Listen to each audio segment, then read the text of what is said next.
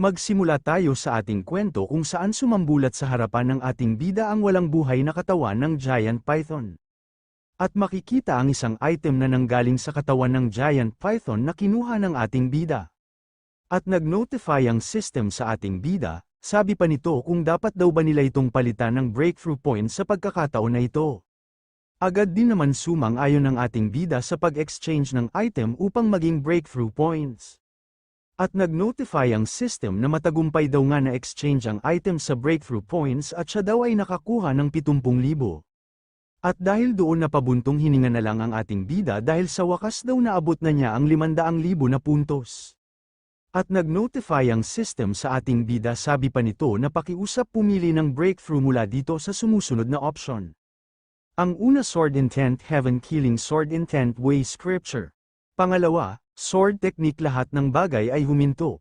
Pangtatlo, Secret Technique Shing Character. Panghuli, Secret Technique Volume of the Alchemy Scripture. At agad na pinili ng ating bida ang Shing Character Secret. At nag-notify sa ating bida ang kanyang system, na dahil sa likas na katangian ng iyong Master's Constitution ang iyong likas na talento ay umunlad at ang iyong pag-unawa sa Shing Character Secret ay lumalim. At dinagdag pa ng system na ang pagsulong sa Shing Character ay nakakakuha ng paunang insight. At sa ilang sandali sa wakas matagumpay nga natapos ang ating bida sa pag-breakthrough sa Shing Character Secret. Ngayon daw ay panahon na niya upang mag-harvest ng mga Infant Demon Fruit. At naglakad na nga ang ating bida papalapit sa Infant Demon Fruit upang kanya na itong kunin. Nasabi na lang ng ating bida habang papalapit sa demonyong prutas na habang kanya daw tinitingnan ang kulay nito para daw itong hindi pa nahinog. At napatakip na lang sa kanyang mukha ang ating bida dahil nag-notify ang kanyang system.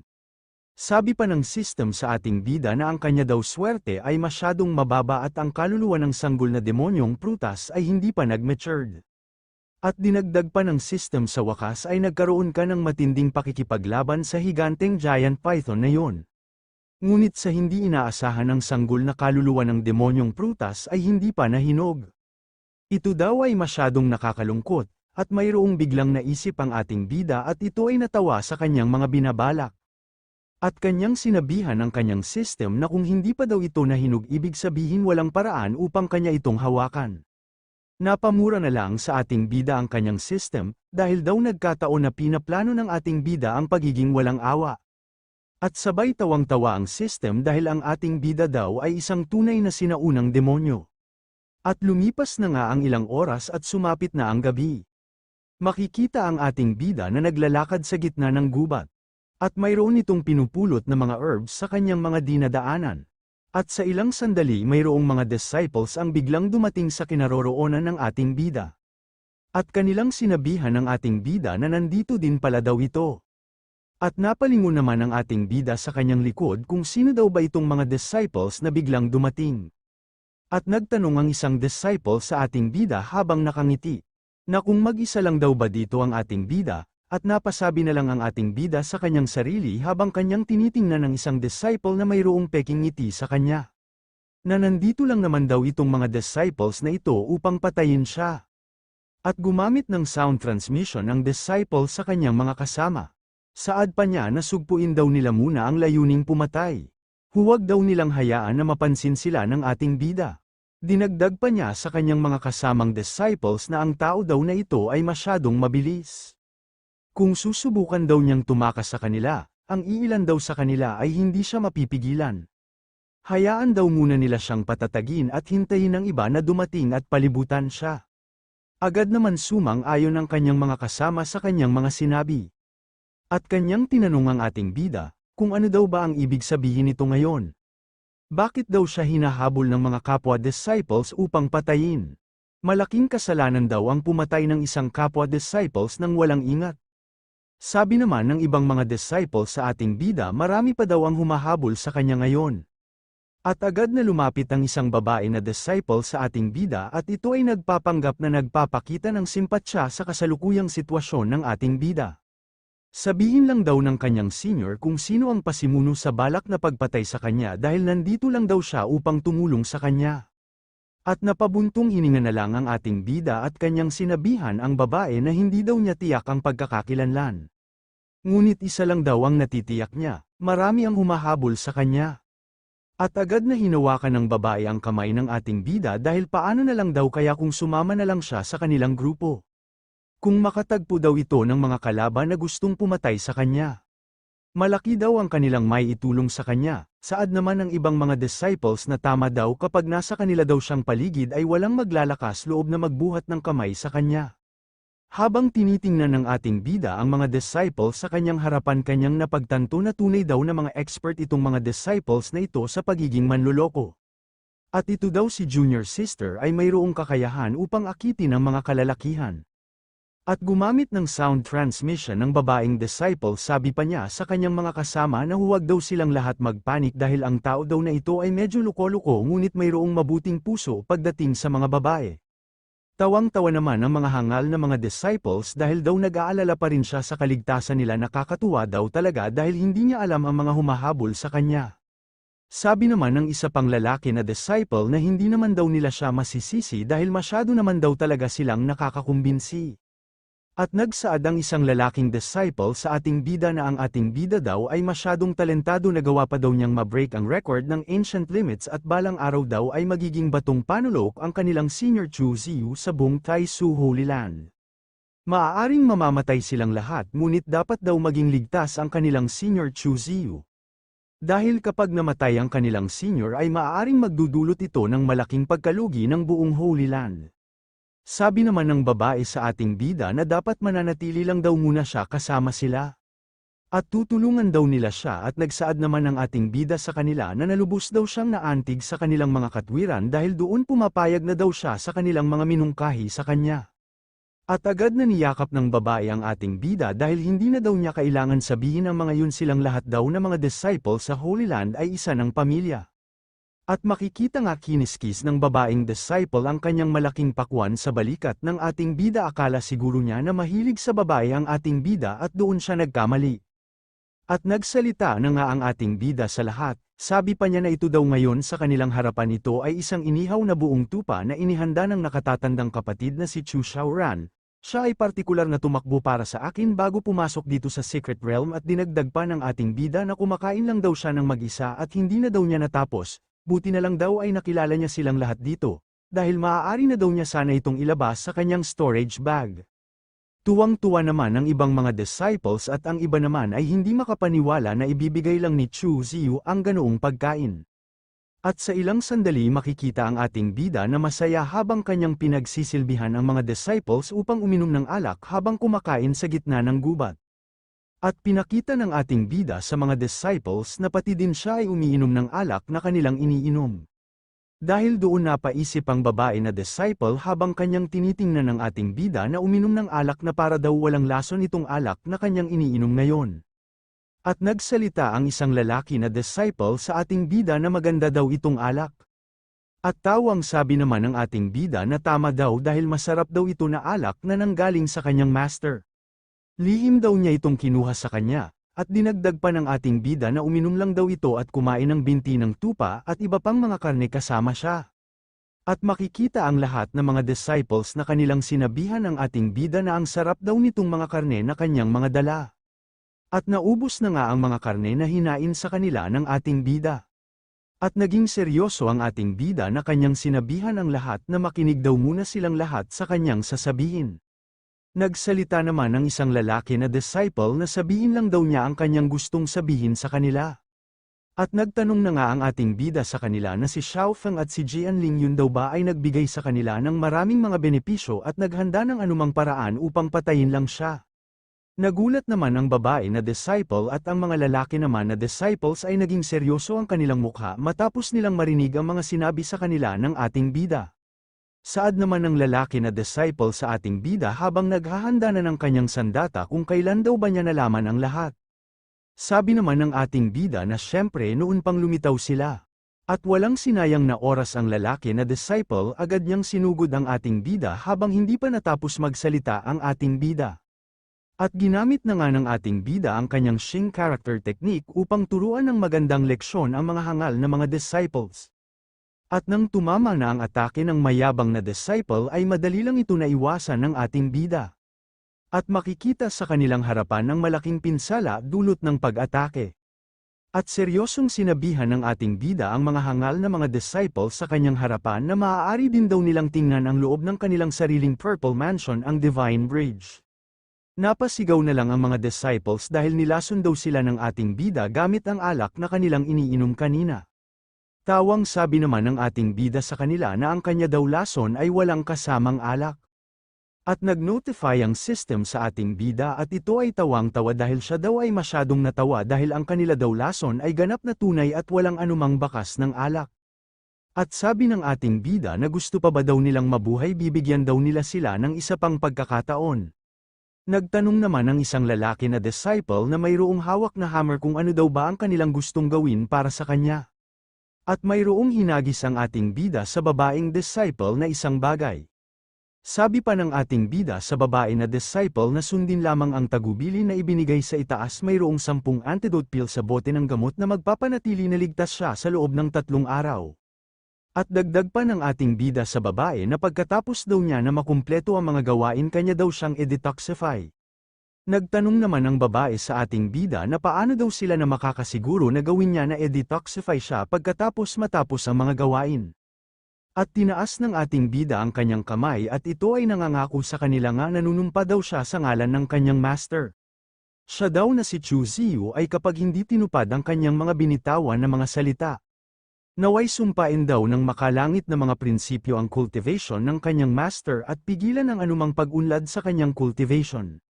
Dahil doon napabahing si Mengdai habang ito ay kumakain ng mansanas sa kanyang silid dahil sa mga binitawan na mga salita ng ating bida patungkol sa kanya. At ito ay napasabi na kung sino daw ba ang bumanggit ng kanyang pangalan. Sabi naman ng babae sa ating bida na gagawin na daw nila ang kanyang pinapagawa, sana daw ay tutupad siya sa kanyang mga pangako. At nagpaalam na nga ang ating bida sa kanila, sabi pa niya na maghihintay daw siya ng magandang balita mula sa kanilang 5. At lumipas ang ilang oras dito, makikita ang mga maraming mga disciples nga nagtitipon sa isang lugar. At makikita ang isang lalaki nga nakatayo sa harapan ng mga disciples. Ito ay si Ping Xiao na nanggaling sa Tianjin Peak na isang true disciple.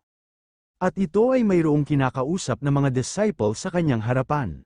Ang kanya palang kinakausap ay ang 5 na mga disciples nga nakasalubong kanina ng ating bida. Sabi pa ng lalaki na disciple na huminahon lang daw ang lahat dahil magpapaliwanag daw siya.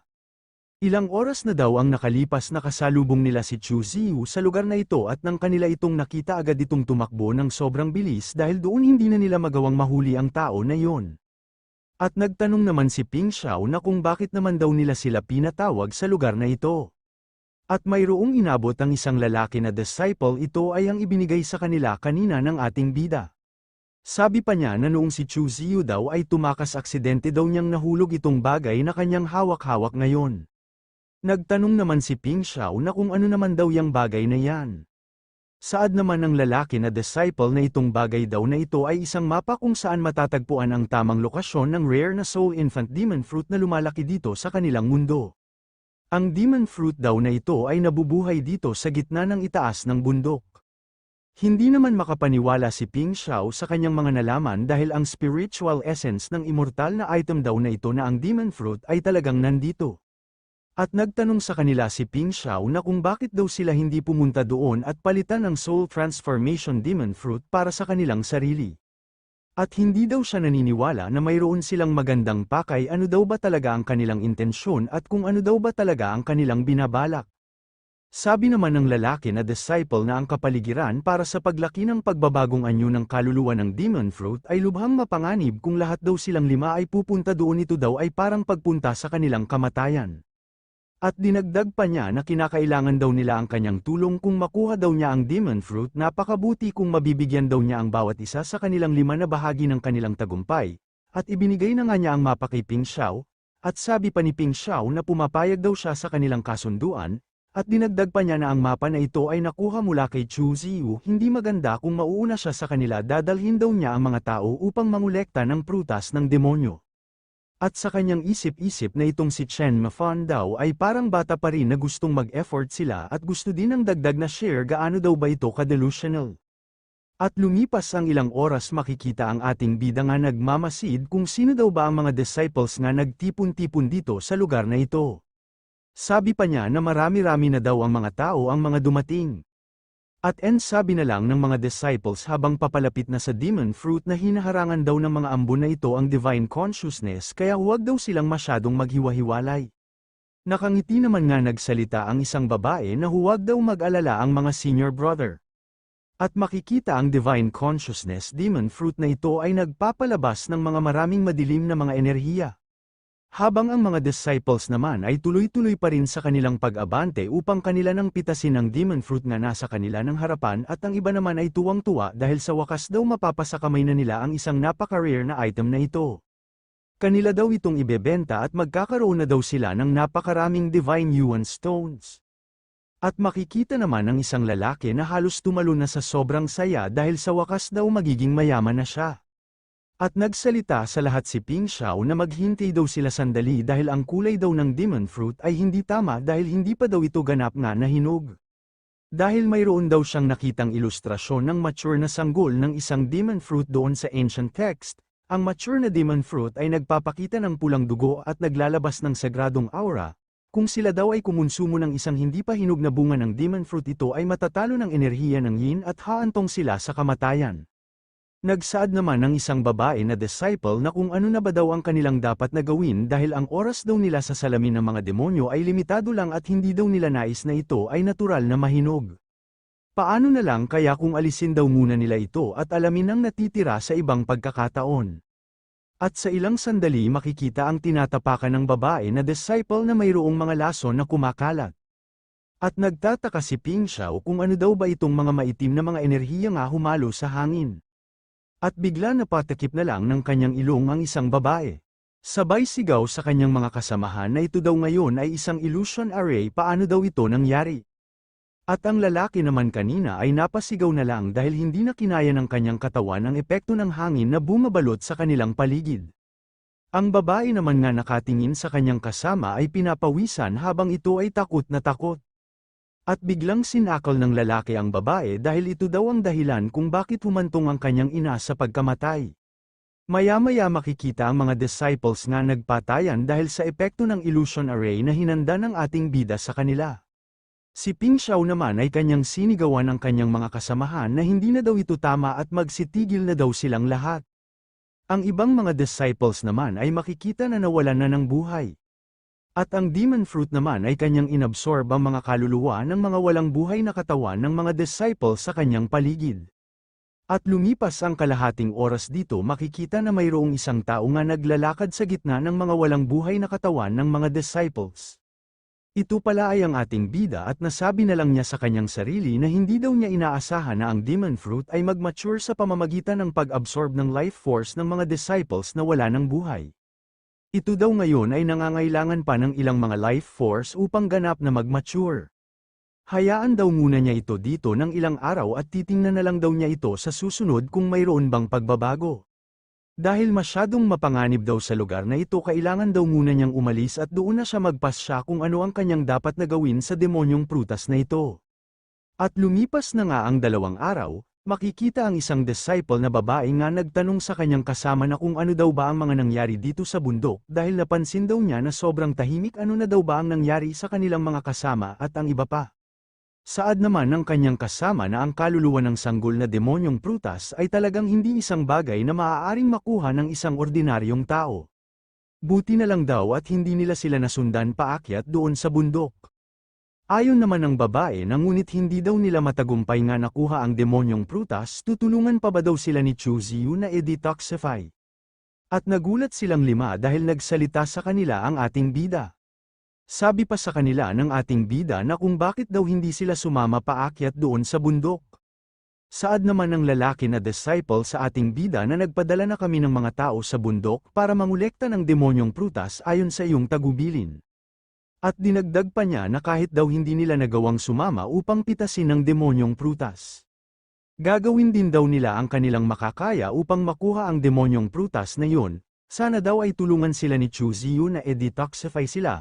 Napaisip na lang ang ating bida na ang iilang duwag na mga individual na ito ay hindi lamang nabigo sa pagkolekta ng demonyong bunga kundi isinakripisyo rin ang kanilang mga nakatatandang kapatid dito sa Desolate Mountain at ngayon ay mayroon na silang lakas ng loob na humingi ng utang na loob. Habang hindi pa sila natapos sa kanilang pinag-usapan, mayroong malakas na ingay ang maririnig.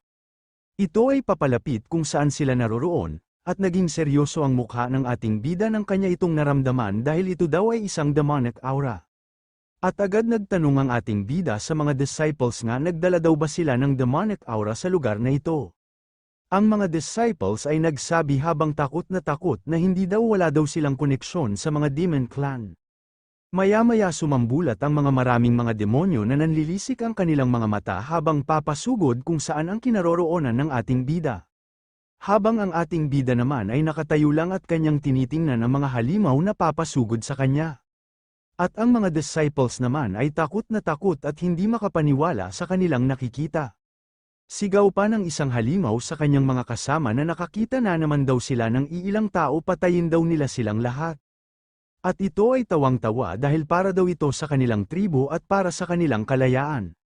At sa isip-isip naman ng ating bida habang seryoso nga nakatingin sa mga halimaw na 10 araw na daw ang nakalipas simula noong pumasok siya dito sa Secret Realm. Ito daw ay 3 pagkakataon nga na nakasalubong niya ang mga tribo ng Demon Clan. Sa kanya daw paghuhusga sa sitwasyon na ito daw ay nagmula sa ibang mga lahi at partikular nga nangangaso sa kanilang mga tao. At naghanda na nga ng formation secret ang ating bida upang kanyang salakayin ang mga halimaw. Nabigla ang mga kasama ng ating bida na mga disciples dahil sobrang bilis daw niya at ang halimaw naman ay biglang-bigla dahil walang takot na sumalakay sa kanila ang tao na ito. At sa ilang sandali makikita nga tinamaan ng atake ng ating bida ang isang halimaw at ito ay sobrang lakas na tumama sa ulo ng malaking halimaw.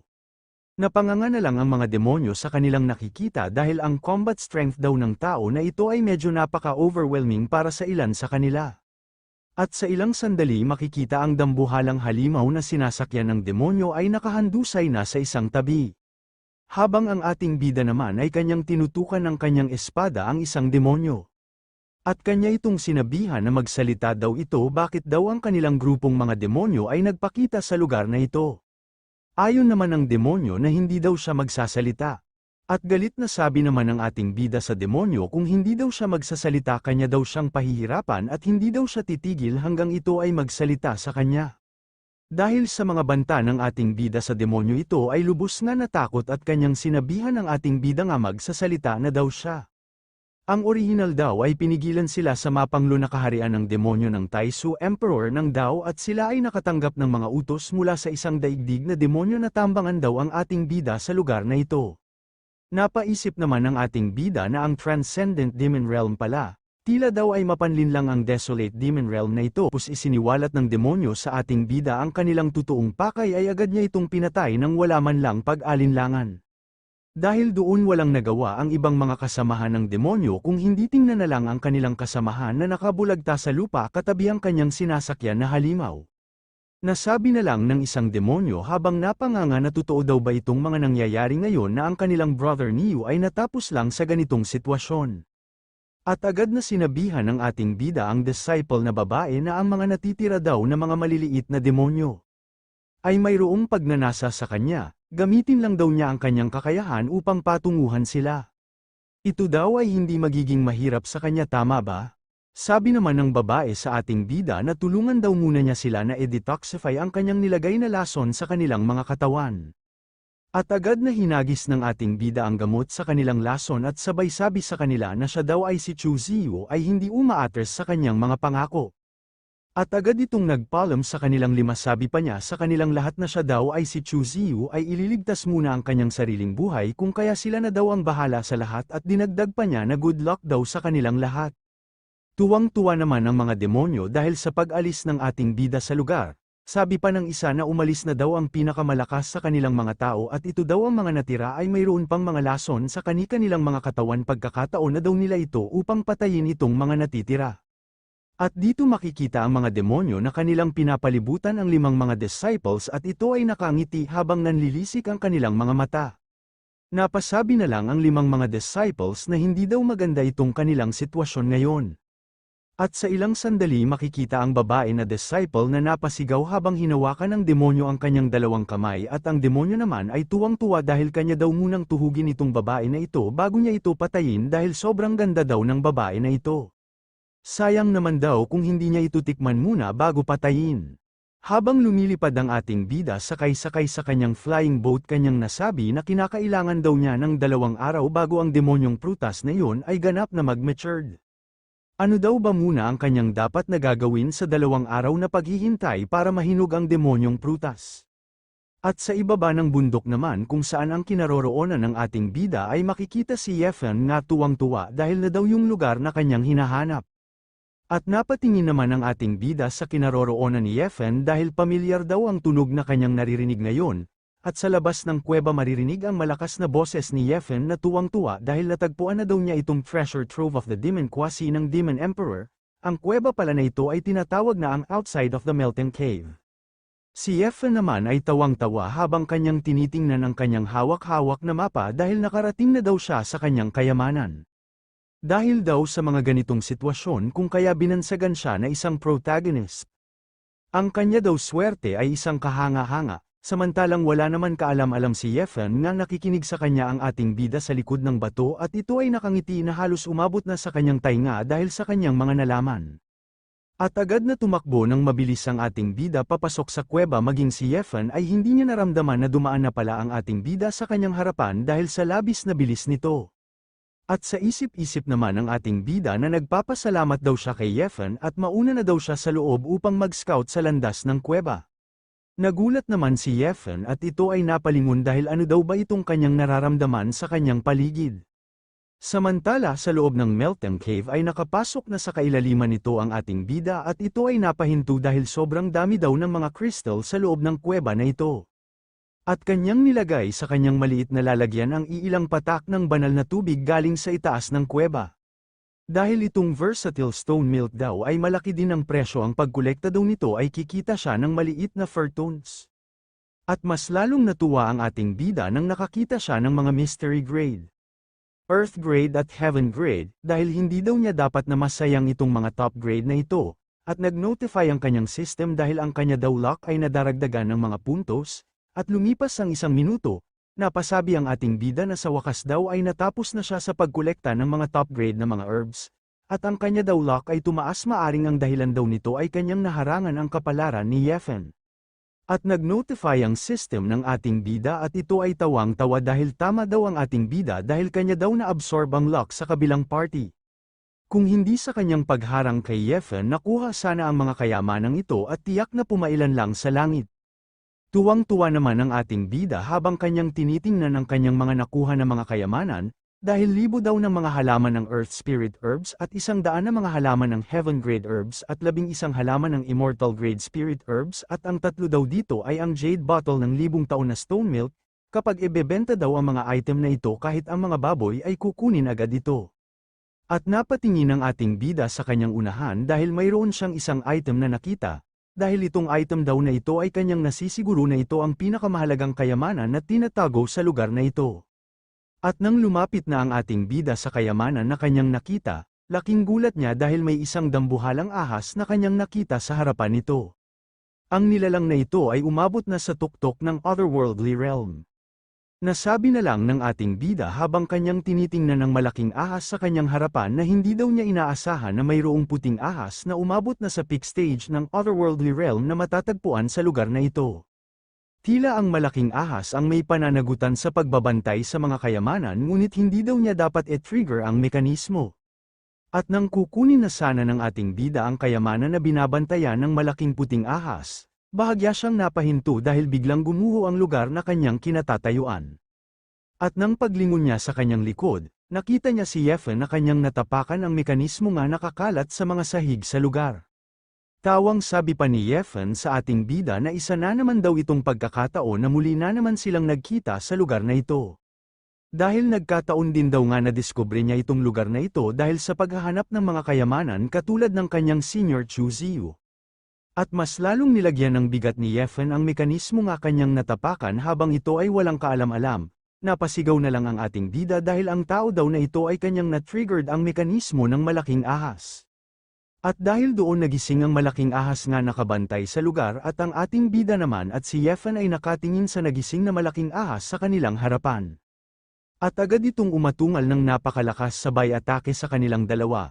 habang ang ating bida naman ay ginamit niya ang kanyang buong bilis upang kunin ang item na binabantayan ng malaking puting ahas.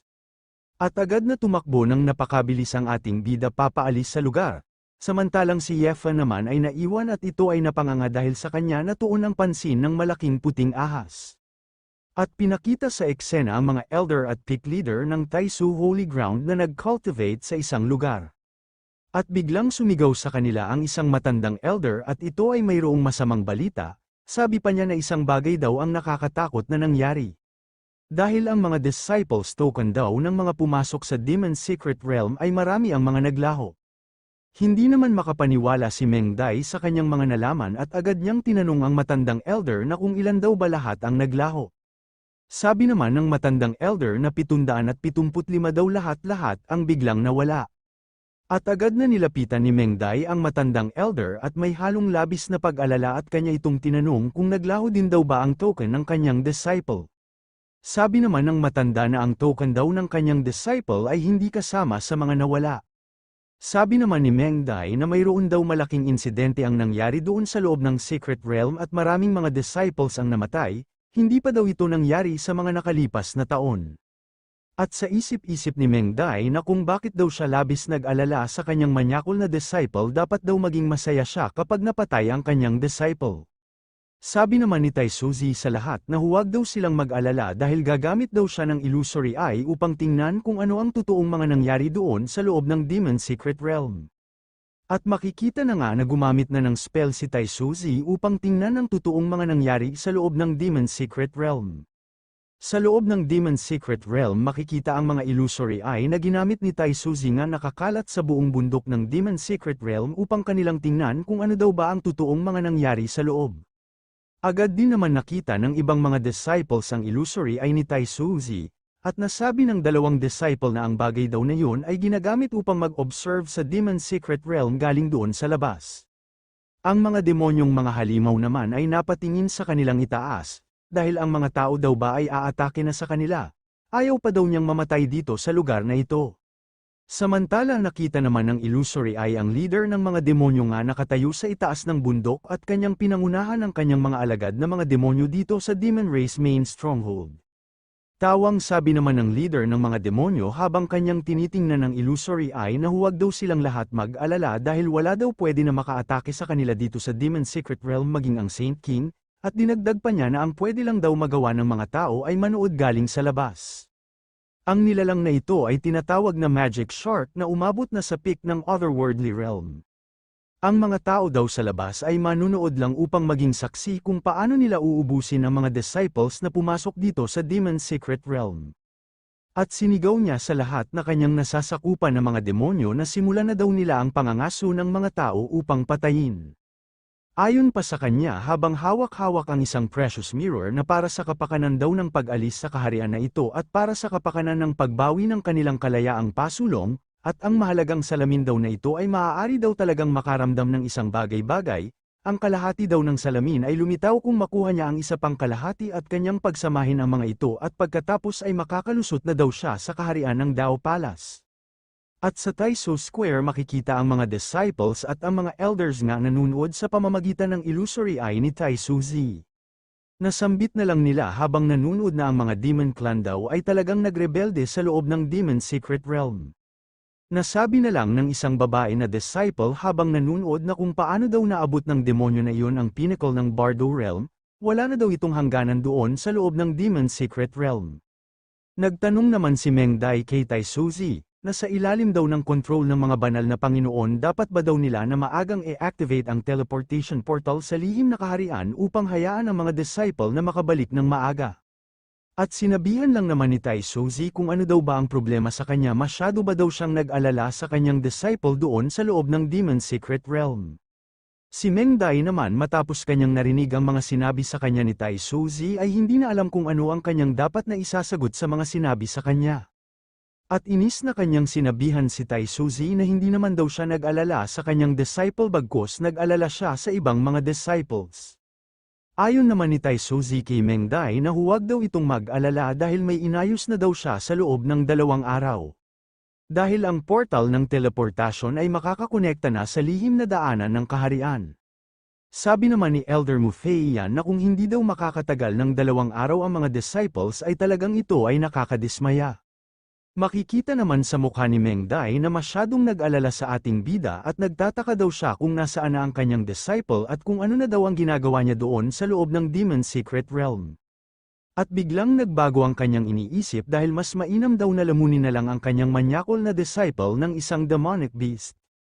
At dako naman tayo sa loob ng Desolate Demon's Secret Realm. Dito makikita ang mga demonyong halimaw na mayroong hinahabol na 2 disciples.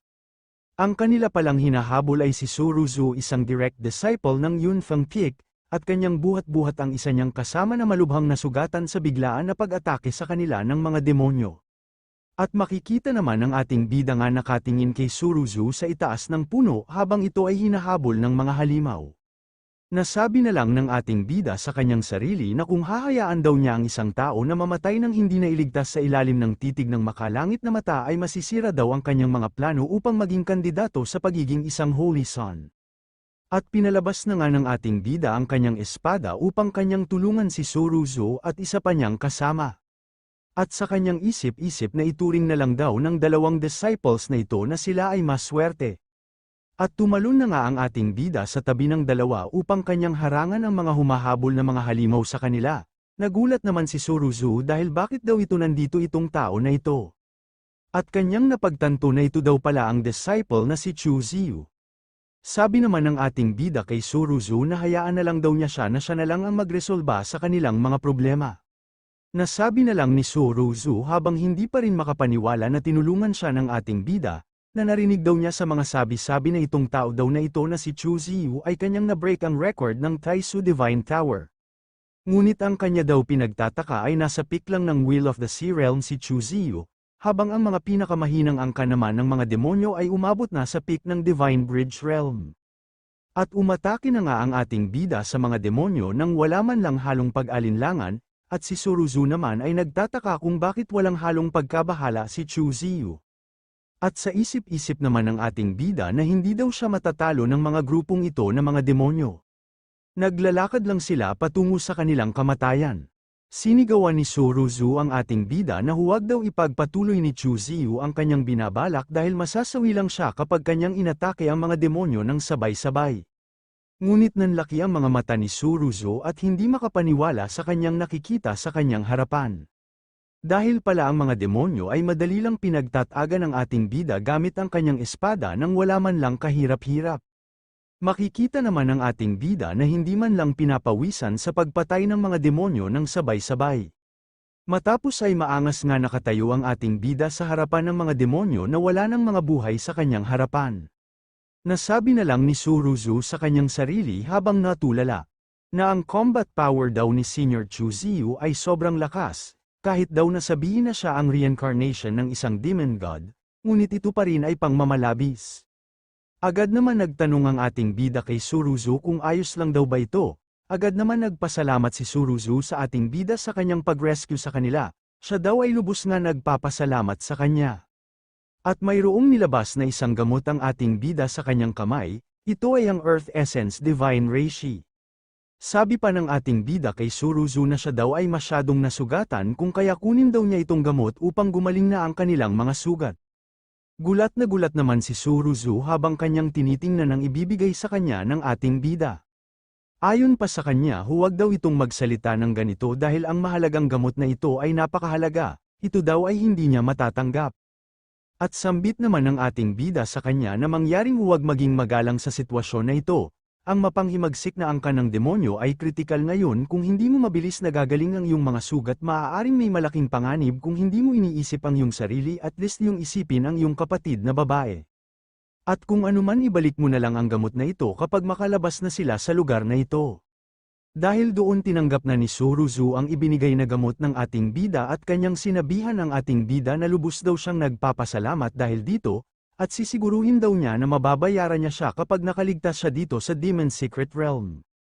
At dagdag pa ni Suruzu sa ating bida na mapapansin ng labas ng mundo ang kaguluhan dito sa lihim na kaharian at tiyak na sisimulan muli ang teleportation portal upang hayaan ang lahat na umalis.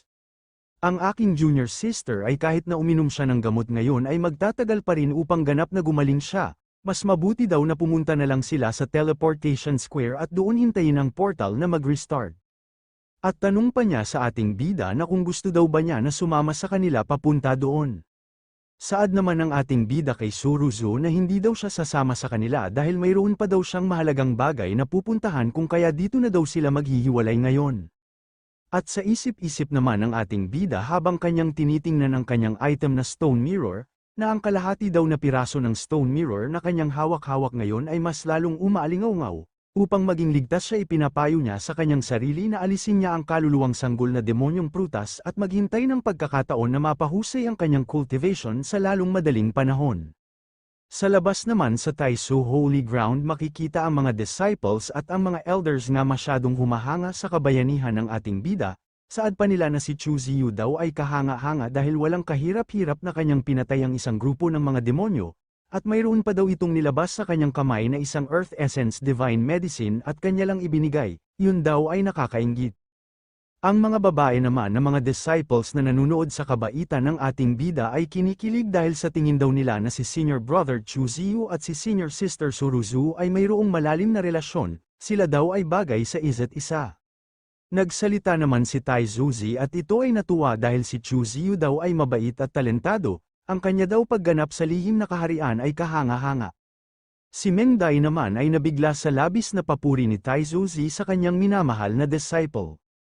At masyado namang napaisip si Meng Dai dahil kahit anong pilit niyang kamuhiin ang kanyang manyakol na disciple pero hindi pa rin daw ito maalis sa kanyang puso. Ano daw ba itong kanyang nararamdaman sa kanyang manyakol na disciple, bakit daw siya masyadong nag-alala sa kanya? At dako naman tayo sa Desolate Mountain sa loob ng Secret Realm sa Yinmu Mountain. Dito makikita ang demon fruit at sa ibaba nito ay mayroong dalawang disciple na akma na itong pitasin. Saad pa nila kapag nakuha na daw nila itong demon fruit ang kanila daw cultivation ay mag-advance sa divine manifestation realm sa isa lang na iglap. At bigla mayroong narinig ang isang disciple nga naglalakad papalapit sa kanila. Ito pala ay ang ating bida nga nakangiti habang kanyang tinitingnan ng dalawang disciple, saad pa ng dalawa na disciple na sino daw ito. Siya ba daw ay si Chu Ziyu? Sabi pa ng ating bida sa dalawa na silang dalawa daw ay talagang nakilala siya, ano daw ba ang kanilang ginagawa sa lugar na ito? At gumamit ng sound transmission ang dalawa saad pa nila sa isa't isa na ang demonic aura daw sa lugar na ito ay masyadong mabigat, masyado daw napakadelikado kung pipitasin nila ang demonyong prutas na nagmamadali, mas mabuti daw nandito si Chu Ziyu hayaan daw muna nila siya na pitasin ang demonyong prutas, at kanila na lang itong kukunin pagkatapos.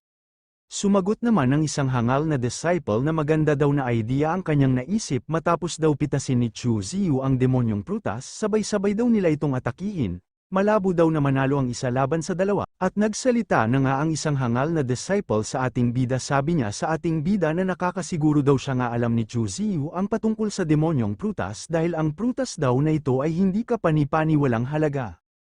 At kapag kukunin daw niya itong prutas na ito at ilalabas sa Demon's Secret Realm, paano na lang daw kaya kung hatiin na lang nila ito pagkatapos?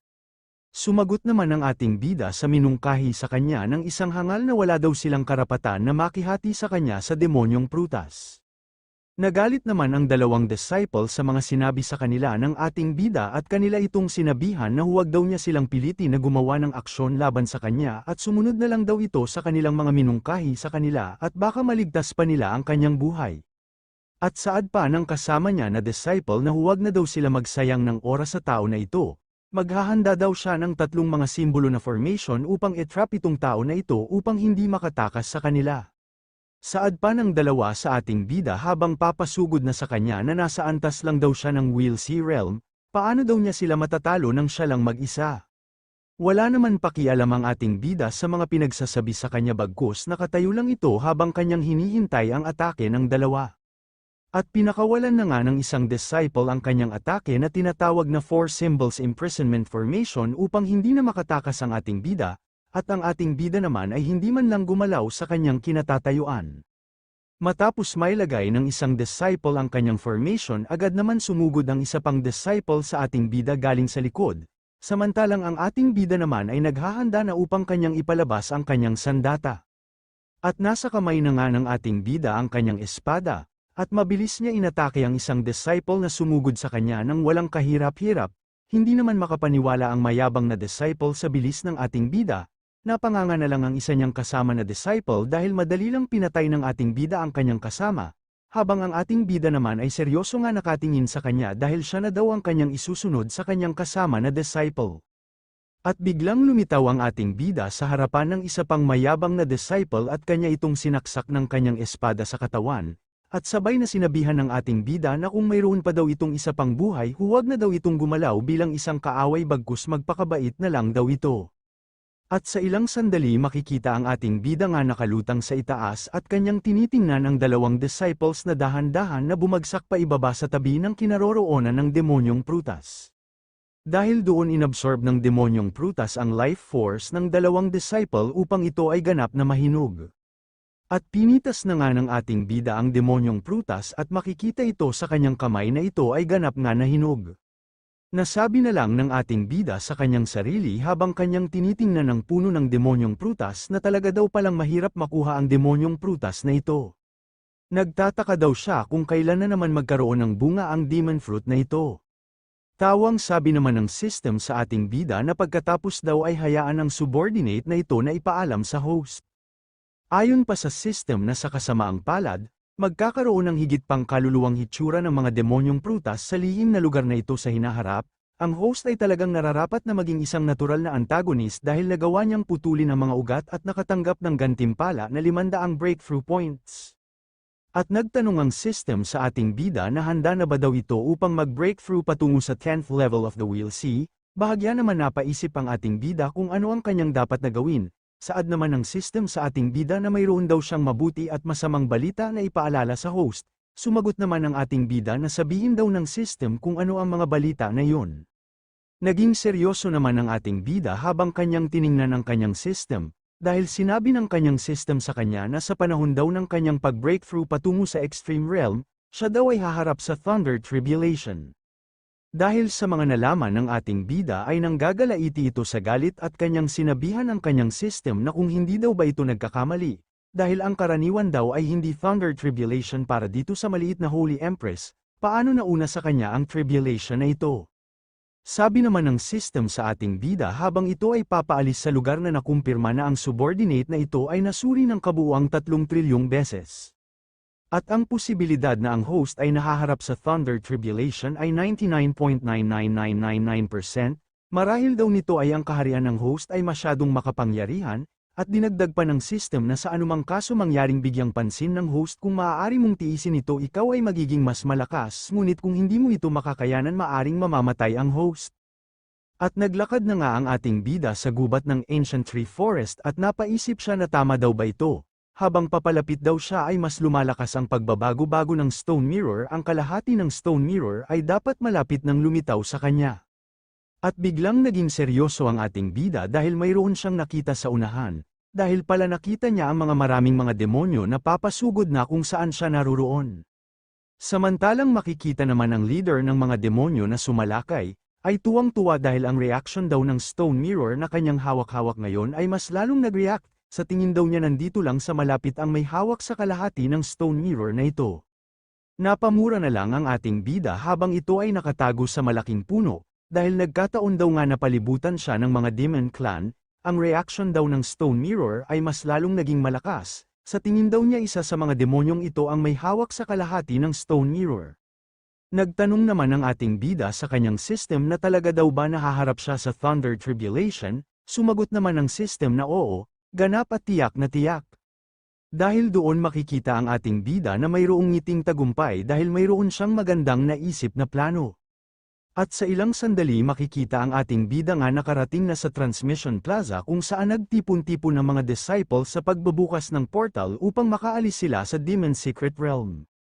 Dito makikita ang mga disciples na mga sugatan at ang iba ay hindi nila matanggap ang pagkamatay ng kanilang mga brother sa kamay ng mga demonyo, at ang iba naman ay gusto na nilang umuwi sa kanila nang dahil sa takot. Sa isip-isip naman ng ating bida habang kanyang tinitingnan ng mga disciples na sobrang dami daw na mga sugatan na mga disciples, determinado daw talaga ang mga Demon Clan na ubusin silang mga disciples dito sa loob ng Secret Realm, hindi daw niya inaasahan na mas walang awa ang mga demonyong ito kumpara sa kanya. Sabi naman ng system sa ating bida na maaari lamang itong mga hulugan na mayroon ka pa ring puwang para sa pagpapabuti ngunit hindi ngayon ang oras upang isipin yan. Dinagdag pa ng system na siya daw ay kasalukuyang tinutugis ng hari ng demonyo at malapit ng harapin ng Thunder Tribulation. Naisip mo na ba kung paano ito haharapin? Sumagot naman ang ating bida sa kanyang system na alam daw niya kung paano ito solusyonan kung kaya huwag na daw itong mabahala. At makikita na nga ang mga demonyo nga nasa harap na kung saan ang kinaroroonan ng mga disciples, samantalang makikita naman ng ibang mga kaya pang lumaban na mga disciples nga naghahanda upang kanilang labanan ang mga demonyo, sigaw pa nila na ang mga demon clan daw ay papalapit na sa kanila. Kumpara daw sa kanilang lahat ngayon ang bilang daw ng mga demonyo ay sobrang dami. At nagpalabas na nga ng aura ang leader ng demonyo sa kanyang kamay habang kanyang hawak-hawak ang kalahati ng stone mirror.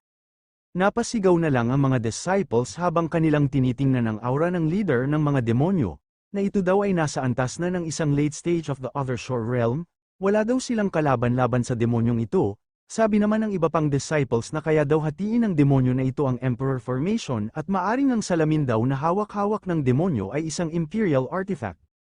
Saad naman ng leader ng mga demonyo sa lahat ng mga disciples na kung gusto daw ba nilang mamatay o mabubuhay, kung gusto daw nilang mabuhay ituro daw nila sa kanya kung sino ang tao ang may hawak-hawak sa kalahati ng salamin na kanyang hinahawakan ngayon. Bigla naman nagpakita ang ating bida sa leader ng demonyo, habang ang mga disciples naman ay nagulat sa biglang pagpapakita ng ating bida sa leader ng mga demonyo, sabi pa ng ating bida sa leader ng demonyo na kung ito daw ba ang kanyang hinahanap.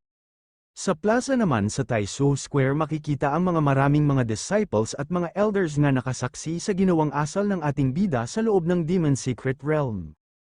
Ang mga babae naman ng mga disciples ay masyadong nag-alala sa ating bida dahil ang kanilang senior Chuziyu daw pala ang hinahabol ng mga Demon Clan sa loob ng Demon Secret Realm. Si Mengday naman ay napasabi na lang na inakit niya ang mga kabilang sa Demon Clan at inilagay niya ang mga maraming disciples sa kapahamakan. Pero sa kanyang isip-isip na kung bakit daw gagawin ng kanyang manyakol na disciple ang ganitong bagay, ang sitwasyon daw na ito ay mas lalong tumaas sa puntong ito at mayroon lamang dalawang posibilidad, ito ay maaaring itinulak siya ng ibang mga alagad o isinakripisyo niya ang kanyang sarili at nagkusa na maging kakaiba. Ngunit kahit na anong senaryo ito ay hindi mababago ang kinalabasan sa kanyang kasalukuyang lakas na hindi niya kayang talunin ang pinuno ng angkan ng demonyo. Kailangan na ba daw nilang gamitin ang contingency plan na naiwan ng mga emperador, kung ganoon ang kaso ang Desolate Secret Realm ay talagang mawawasak? At balik tayo kung saan ang ating bida sa Transmission Plaza, makikita ang ating bida na kanyang pinakita ang kalahati ng salamin na hinahanap ng leader ng demonyo. At mayabang naman na sinabihan ng ating bida ng isang disciple sa kanyang likod, na ang ating bida daw ay tunay na angkan ng mga matatandang disciple sa kanilang angkan. At sa punto daw na ito ay walang maglalakas na loob upang magsakripisyo ng sarili para lamang sa mga junior disciples. Nagalit naman si Sorozu sa mga pinagsasabi ng mayabang na disciple sa ating bida, sabi pa niya na kung gusto daw ba niya talaga na magsakripisyo ang kanilang senior Chuziyu, saad naman ng mayabang na disciple kay Sorozu na nagiging unfair lang daw si Sorozu sa kanyang mga salita. Dahil kagustuhan naman daw ni Senior Chuziyu ang magsakripisyo ng kanyang sarili para sa kapakanan ng mga junior disciples, sabay tanong sa ating bida na tama daw ba ang kanyang mga sinabi. Saad naman ni Sorozu sa mayabang na disciple na sa tingin daw ba niya kung magsasakripisyo si Senior Chuziyu ay ligtas na sila sa mga demonyo na ito. Kapag nahaharap sa isang krisis sa halip na nais na lumaban ng sama-sama gusto mo lamang itulak ang iyong mga kapwa-disipulo sa gayong pangit na pag-uugali sa halip na lumaban bilang isang cultivators upang talunin ang mga kabilang sa mga demon clan. Tawang-tawa naman ang leader ng demonyo sabi pa niya na bibigyan daw niya sila ng 50 hininga kung hindi pa lalabas ang ating bida ay papasok na sila sa loob ng formation. Takot naman ang mga maraming mga disciples dahil ano na daw ang kanilang gagawin sino na daw ang magliligtas sa kanila ayaw pa daw nilang mamatay.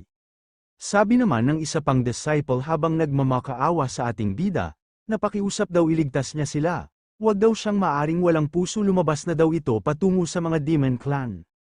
Hindi naman makapaniwala si Sorozu dahil hinawakan ng ating bida ang kanyang balikat at kanyang napagtanto na talagang lalabas ang kanyang senior Chuziyu upang kanyang isakripisyo ang kanyang sarili para sa kanila. At binanggit ni Sorozu ang pangalan ng ating bida habang namumula ang kanyang mukha, At ang ating bida naman ay nagpapasalamat kay Suruzu dahil siya daw ay lubos nga nagpapasalamat dahil nagsasalita ito patungkol sa kanya sa sitwasyon na ito, ipaubaya na lang daw niya itong mga natira sa kanya. At lumabas na nga sa formation array ang ating bida upang kanyang lapitan ang leader ng mga demonyo, samantalang si Mengday naman ay napasabi habang nag-alala, na si Chu Ziyu daw ay talagang lumabas sa formation upang kanyang harapin ang Demon Clan ng mag-isa. At sa kanyang isip-isip habang gigil na ito na ba daw talaga ang pinili ng kanyang disciple, ang mamatay sa kamay ng Demon Clan. At nang nasa harapan na ng leader ng demonyo ang ating bida, tawang sinabihan siya ng demonyo na hindi na daw siya masama, mas matapang daw siya kaysa sa ibang mga tao. At nagulat ang leader ng demonyo nang nilabas ng ating bida ang demonyong prutas sa kanyang storage bag, ito ay nagtataka kung ano daw ba ang gagawin ng tao na ito. At mas lalo siyang namangha nang makita niya ng malinaw ang demonyong prutas dahil ito daw soul-eating demon fruit ay matagumpay na na-refine, at agad niyang inutusan ang kanyang mga alagad, na magmadali daw sila kunin daw nila ang demonyong prutas sa kamay ng tao na ito. At pinalibutan na nga ng mga demonyo ang ating bida upang ito ay kanila nang patayin, sigaw pa ng ibang demonyo na kung sino daw ang makakakuha sa demonyong prutas sa kamay ng tao na ito, ay mayroong gantimpala sa kanilang Panginoon. Samantalang ang ating bida naman ay kanya lang tinitingnan sa kanyang kamay ang demonyong prutas. At kinain na nga ng ating bida ang demonyong prutas at ito ay napangiti dahil sobrang sarap daw ng prutas na ito, sabay kanyang sinabihan ang kanyang system na i-activate na daw ang kanyang pag-breakthrough patungo sa Tao Scripture. At nag-notify ang system, sabi pa nito na mayroon daw siyang na-detect. Ang host ay nagtataglay ng primordial na banal na katawan at nililinang ang Tao Scripture na tinatayang pagkonsumo ng 10,000 breakthrough points.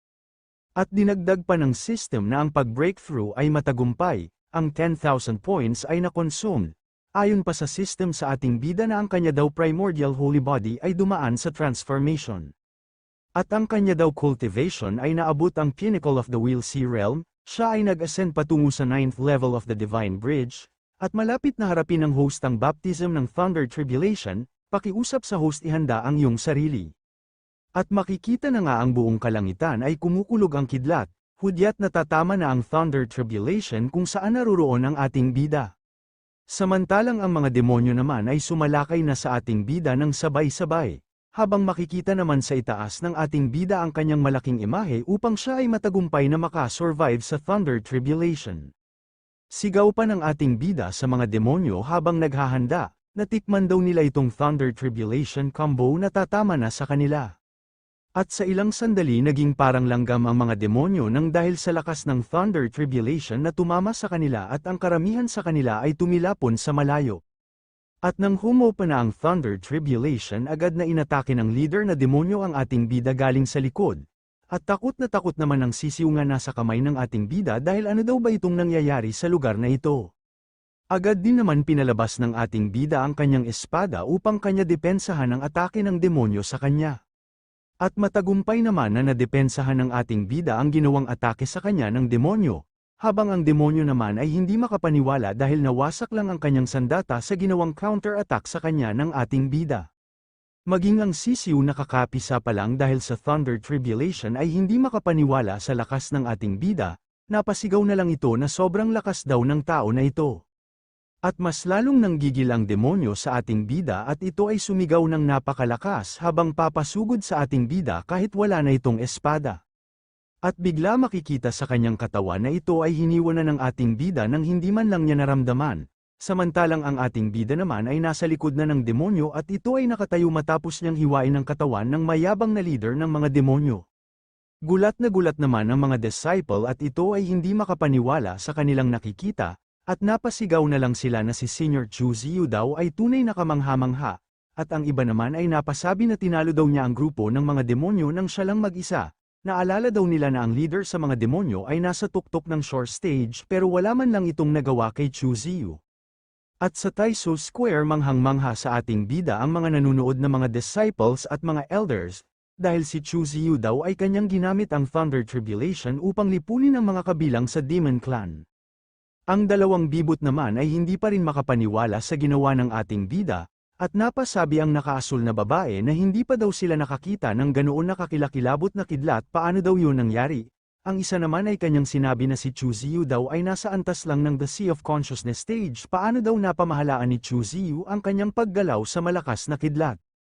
Sinabihan naman ni Tai Suzy si Meng Dai na kung nakita daw ba niya ang ginawa ng kanyang disciple, si Meng Dai naman ay natulala pa rin sa ginawa ng kanyang manyakol na disciple. Dahil yun daw ay isang golden-colored aura na humalo sa Lotus Illusions, si Chu Ziyu daw ay mayroong antiquity na holy body nga nang galing sa mga alamat. Nagtataka daw siya dahil noong simula ang kanyang bilis ng cultivation ay masyadong mabagal. Ayon pa ni Tai Suzy kay Meng Dai na ito daw ay nakakagulat dahil si Chu Ziyu daw ay kanyang dinaig ang sumpa ng mga banal na katawan kahit hindi nag-cultivate, at dinagdag pa ni Tai Suzy na sa ngayon daw ang holy ground ay hindi pa nakapili ng isang holy son. Kapag bumalik daw si Chu Ziyu dito sa Taisu Holy Ground gagawin daw nila siyang Taisu Holy Child. Nagulat naman si Meng Dai at hindi makapaniwala sa balak ni Tai Suzy sa ating bida at ito ay napanganga. Nagtanong naman si Tai Suzy kay Meng Dai na kung tutul daw ba ito sa kanyang mga balak, sumagot naman si Meng Dai habang nag-alinlangan na hindi daw siya tumututol. Sabi naman ni Meng Dai kay Tai Suzy na ang mahalaga daw patungkol sa Holy Sun ay pag-usapan muna nilang lahat ng mga Pickmasters patungkol dito, at sa karagdagan kung ang cultivation ni Chu Ziyu ay masyadong mababa sa ngayon, yun daw ay siguradong magkakaroon ng kawalang kasiyahan. Pero sa isip-isip ni Meng Dai ito ay sobrang inis sa kanyang manyakol na disciple dahil ang kanya daw manyakol na disciple ay magkakaroon ng pagkakataon upang maging Holy Son. Ano daw bang klaseng logic ito? Sabi naman ni Tai Suzy kay Meng Dai na naiintindihan daw niya ang kanyang mga alalahanin ngunit sa pagganap ni Chu Ziyu ngayon naniniwala daw siya na ang ibang mga master ay hindi salungat sa kanyang mungkahi, at isa pa maganda ang pagkatao ng bata na yun siya ay napakabait na bata. Naging seryoso naman ang mukha ni Meng Dai matapos niya marinig ang mga sinabi sa kanya ni Tai Suzy, dahil paano daw naging mabait ang tao na yun palagi nga siyang tinutuhog noon kapag nakapunta sa kanyang silid. At sa teleportation square sa loob ng Demon Secret Realm dito makikita ang ating bida nga nakatayo sa labas nito matapos niyang ubusin ang mga Demon Clan. Siya ay napabuntong hininga ng dahil sa labis na pagod kasama ang kanyang bagong alaga na sisiw nga kapipisa pa lang, at sa kanyang likod naman makikita si Suruzu na tumakbo papunta sa ating bida upang kanyang tingnan kung ayos lang ang kalagayan ng kanyang senior Chu Ziyu. Nakangiti naman na sinabihan ng ating bida si Suruzu na salamat daw sa kanyang pag-alala sa kanyang kalagayan at huwag na daw itong mag-alala sa kanya dahil hindi naman daw siya nasugatan. At si Suruzu naman ay hindi pa rin maalis ang kanyang tingin sa laking pinagbago ng ating bida. Habang abala ang dalawa sa pag-uusap nagsalita naman si Yefen galing sa kanilang likod na kumusta na daw ang kanyang senior Chu Ziyu. At sa kanyang isip-isip na talaga daw palang malakas ang kanyang senior Chu Ziyu, habang ang ibang mga disciples naman sa likod ng ating bida ay kanilang hinahangaan ang ating bida dahil nagawa niyang mapatay ang mga demonyo, samantalang gulat na gulat naman ang ating bida nang makita niya ang isang nilalang sa balikat ni Yefen at kanya itong tinanong kung ano daw ba ang nilalang sa kanyang balikat. Ayon naman ni Yefen na ito daw ay isang spiritual beast na kanyang nagawang na-tamed, at sa isip-isip naman ng ating bida na natalo daw ni Yefen ang giant python, doon sa Serpent in the Treasure's Land. Inaasahan na daw niya ito dahil siya ang binansagan na isang protagonist, at nagawa niyang nakayanan na ma-tamed ang nilalang sa kanyang balikat kahit na na-absorb na niya noong nakaraan ang karamihan sa kapalaran ng tao na ito. Nagtanong naman si Yefen sa ating bida na kung ano din daw ba ang nakapatong sa kanyang balikat.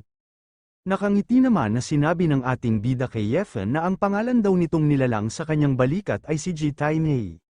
Tulad daw ng nakita nila ngayon ito ay isang sisiw na manok. At higit pa daw sa lahat maari din daw itong maituturing na isang alagang hayop. Galit na galit naman ang sisiw sa ating bida dahil ano daw ba ang kanyang karapatan upang pangalanan siya ng ganoon kasagwa na pangalan, wala daw itong respeto sa kanya. At dagdag pa na sabi ng sisiw sa ating bida na huwag daw niya siyang tawagin na isang manok at higit sa lahat baka ang ating bida lang daw ang manok at baka ang kanyang buong pamilya ay mga angkan ng mga manok. Nainis naman ang ating bida sa kanyang bagong alaga at kanyang sinabihan si Yefen na sandali lang daw muna, sabay kanyang hinigpitan ang kanyang paghawak sa sisiw upang mapisa ito sa pangalawang pagkakataon. Nagulat naman si Yefen sa ginawa ng ating bida sa kanyang alaga at napasabi na lang ito na napaka-interesante daw ang alaga ng kanyang senior Chu Ziyu.